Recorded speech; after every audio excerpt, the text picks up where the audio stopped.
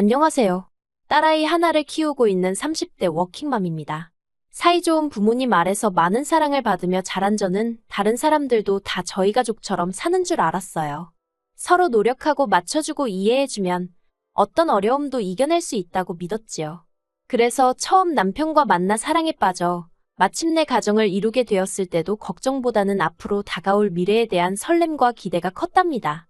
하지만 지금 이렇게 이혼을 목전에 두고 있으니 여러 가지로 착잡한 심정이네요. 대학교에서 경영학을 전공했고 차석으로 졸업했어요. 이후로 교수님의 추천으로 남들보다 조금 유리하게 대기업에 들어갈 수 있었지요. 그런데 막상 입사해보니까 예를 들어 직원이 10명이다 하면 8명이 남자인 부서였습니다. 그렇다 보니 여러 가지로 생각지 못한 애로사항들이 있더라고요. 하나하나 전부 다 나열할 수는 없지만 여자 주제에 혹은 여자는 못해 아니면 여자가 뭘 하냐는 식으로 무시당하는 일이 가장 많았네요. 그럴 때마다 능력도 보여주기 전에 여자라는 이유로 이런 모멸감을 느껴야 한다는 사실이 억울하고 견디기 힘들었어요. 도와달라고 할 만한 곳도 마땅치 않은 상황이었고요. 그렇다고 회사를 때려치자니 저를 보증해주신 교수님 볼낯도 없고 무엇보다 자존심이 상해서 그렇게는 못하겠더라고요. 그래서 어떻게든 버텨내기로 마음을 고쳐먹었습니다. 그러나 때가 반복될수록 더 이를 악물고 주어진 일을 해내려고 했지요. 어떻게든 보란듯이 해내서 능력을 인정받는 게 그 당시 제 인생 유일한 목표였다고 해도 과언이 아닙니다. 그리고 다행히 저희 노력은 결실을 맺어 상사들 눈에 들었고 결국 다른 남자 직원들을 제치고 3년 만에 대리로 승진을 했어요. 하지만 좋은 일이 있으면 나쁜 일도 있기 마련이라더니 대리로 진급하고 얼마 지나지 않아서부터 어쩐 일인지 피로하고 무기력하고 회사 일도 제 자신도 제대로 돌볼 수 없게 되었습니다. 이 무렵에는 주변 사람들도 제가 뭔가 문제가 있다는 사실을 눈치챌 만큼 상태가 좋지 않았어요. 그리고 결국 저는 친정어머니의 제안으로 병원을 찾게 되었는데 결과는 우울증이었습니다. 강박 증세도 좀 있고 뿐만 아니라 갑상선 호르몬 수치도 좋지 않다면서 병원에서 당분간 쉬는 게 좋겠다대요. 하지만 처음 들었던 생각은 직장에서 내가 그 자리에 어떻게 갔는데 하는 것이었어요. 그래서 당장이라도 회사를 관두라는 친정부모님의 말씀을 뒤로한 채 계속해서 직장 생활을 이어갔습니다. 적어도 병명을 알았으니 정신력으로 극복해낼 심산이었지요. 하지만 이후로 한 달도 되지 않아 저는 회사 내에서 2번이나 쓰러졌고 특히 마지막에 쓰러졌을 땐 그대로 계단에서 구르기까지 해서 회사 안에서 저 때문에 이런저런 말이 나왔거든요. 그래서 결국 자해반타해반으로 회사를 관두게 되었습니다. 이후로 저는 부모님 댁에 머물며 몸과 마음을 달랬습니다. 친정어머니의 권유로 운동도 배우고 주말이면 부모님과 함께 여기저기 여행도 다녔어요. 저희 친정은 경제적으로 여유가 있는 편이라 사실 제가 직장을 다니지 않아도 소위 먹고 사는 문제는 없습니다. 하지만 그럼에도 불구하고 1년 정도를 쉬면서 보냈더니 언젠가부터 다시 좀이 쑤시는 게 일을 하고 싶더라고요. 그래서 집에서 멀지 않은 작은 회사에 입사 지원서를 냈고 그렇게 다시 직장 생활을 시작했습니다. 전에 다니던 직장에 비하면 연봉은 3분의 2로 줄었지만 업무량도 적고 출퇴근 시간도 칼 같아서 신체적으로 무리가 전혀 되지 않았지요. 그리고 남자 직원들이 대부분이었던 과거와 달리 새 직장은 남녀가 적절한 비율로 이루어져 있어서 소위 이런저런 감정 싸움이나 기싸움이 없었다고 할까요? 그래서 전보다 더 즐거운 직장 생활을 할 수 있었어요. 그리고 남편과도 직장 동료의 소개로 만나게 되었고요. 소개받았을 당시 남편은 아버님 지인의 회사에서 일을 하고 있었는데 당시 저는 그런 남편을 결혼 상대로 생각하진 않았어요. 단지 직장 때문만은 아니었고 남녀 사이라면 솔직히 말해서 소위 삘이라고 해야 할까요? 뭔가 통하는 게 있어야 한다고 생각했는데 남편을 처음 만났을 때 그런 감정은 느끼지 못했거든요. 하지만 남편이 어찌나 제가 마음에 든다며 저를 따라다니던지 그의 노력과 정성에 제가 결국 마음의 문을 열게 되었네요. 그리고 이후로 1년의 연애 끝에 부부의 연을 맺게 되었습니다. 사실 말이 나와서 말이지만 지금까지도 마음에 걸리는 일이 하나 있는데 사실 결혼은 남편이 저에게 매달려서 하기로 한 건데 막상 상견례 자리에서는 친정부모님께서 시부모님께 어찌나 저자세이시던지요. 제가 몸이 약하니 그 부분만 좀 배려해달라고요. 솔직히 결혼 비용도 저희 쪽에서 좀 더 부담하는 상황이었고 연봉도 제가 더 높았는데 가불관계라고 표현하긴 그렇지만 몸이 약한 며느리를 받아준다는 이유로 어느샌가 시부모님이 저희 친정부모님은 을이 되어 있는 듯하여 자식으로서 보기 힘들고 죄송한 마음이었네요. 이후로 몇 년 동안 저희는 별 문제 없이 지냈습니다. 아니, 적어도 저는 그렇게 믿었어요. 하지만 딸애가 어린이집에 들어가고 얼마 지나지 않았을 무렵 남편이 저에게 할 이야기가 있다고 하대요. 그리고는 처음으로 남편이 자기가 다니는 회사가 어떤 곳이고 자기가 지금 어떤 상황에 처해 있는지를 저에게 털어놓았어요. 사실 그전에도 몇 번이고 제가 남편에게 회사는 어떠냐, 다닐만하냐 그런 것들을 물어본 적이 있어요. 아무래도 아버님 지인이 운영하시는 회사니 얼마나 스트레스를 받을까 싶었거든요. 저도 예전 회사를 다닐 땐 때때로 불공평한 상황에서 제 목소리를 내고 싶은 순간도 있었지만 그게 행여나 저를 추천해주신 교수님에게 누가 되진 않을까 걱정스러워 꾹꾹 눌러 참았던 경험이 있었으니까요. 하지만 그럴 때마다 남편은 괜찮다 다닐만하다라는 식으로 둘러댔고 저도 더는 캐묻지 않았습니다. 그런데 이번만큼은 남편이 먼저 힘들어 죽겠다는 거예요.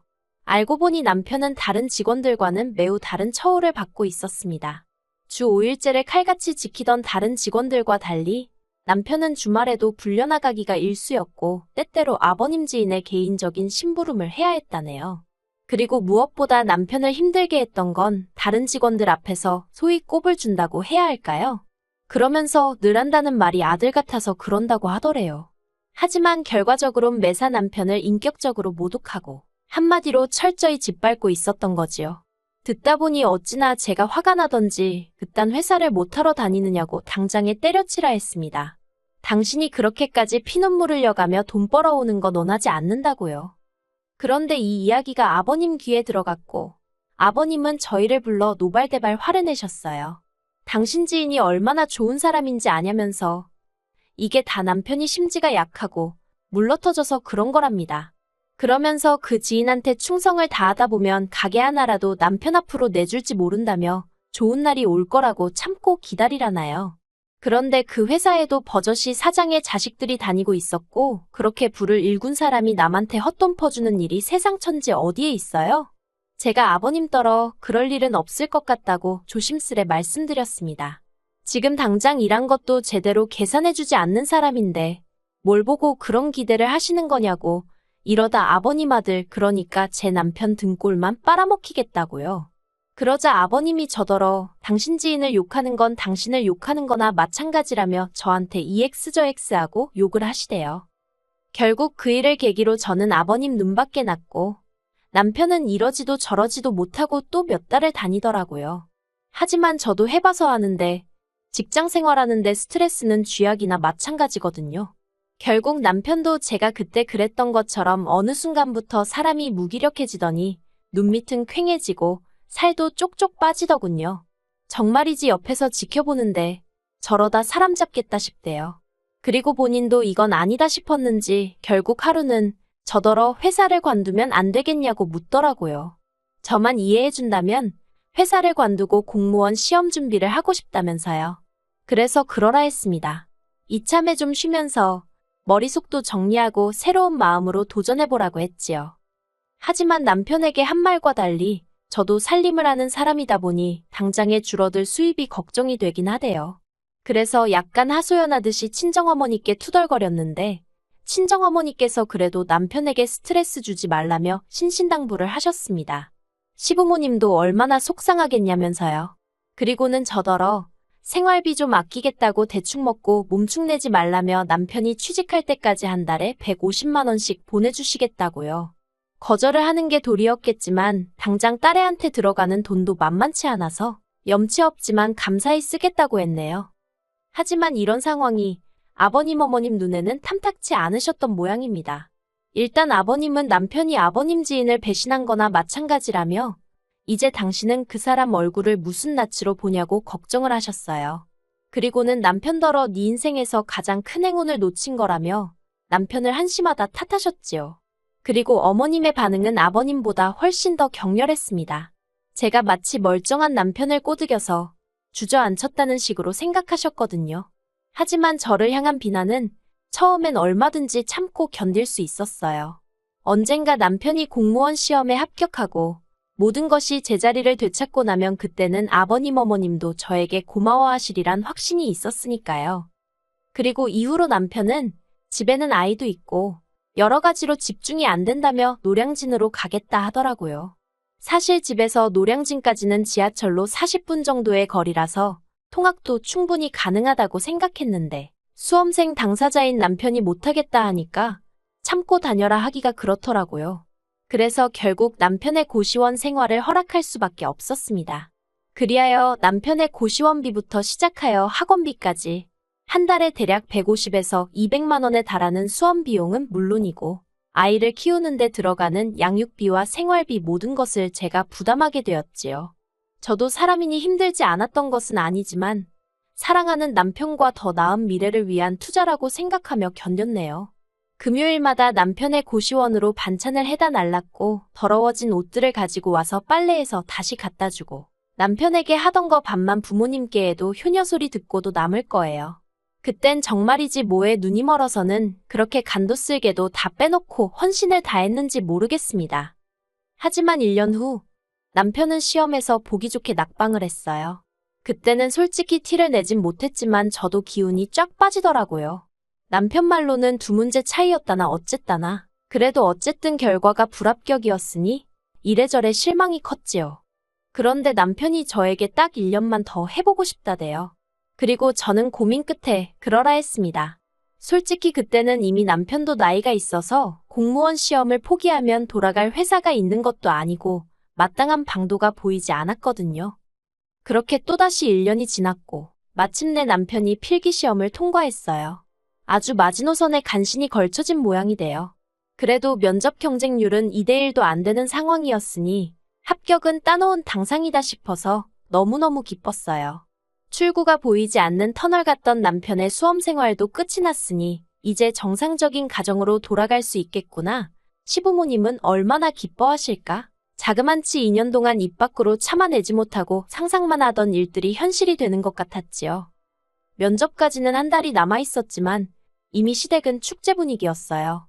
솔직히 구급이긴 했어도 남편의 합격에 제가 기여한 바가 많다고 스스로 생각했기 때문에 제 어깨에도 잔뜩 힘이 들어가 있었고요. 그런데 어머님께서 생각지도 못한 이야기를 꺼내시대요. 하신다는 말씀이 저희 친정부모님께 말씀드려서 공무원 사위 타고 다닐 외제차 한 대 해달라고 하라나요. 저는 처음에 제가 잘못 들은 줄 알고 제 귀를 의심했습니다. 결혼할 때도 이미 제가 남편보다 더 해온 상황이었고 그간 남편이 수험생이랍시고 집안을 돌보지 못할 때도 제가 어머님 아버님 용돈까지 대드렸던 상황이었는데 어찌나 어이가 없던지 오죽하면 저도 모르게 어머님더러 진심으로 하시는 말씀이냐고 되물었다니까요.